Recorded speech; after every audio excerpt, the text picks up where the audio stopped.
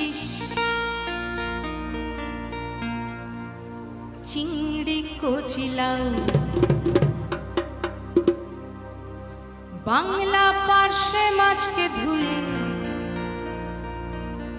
জিরের বাটায় দাও।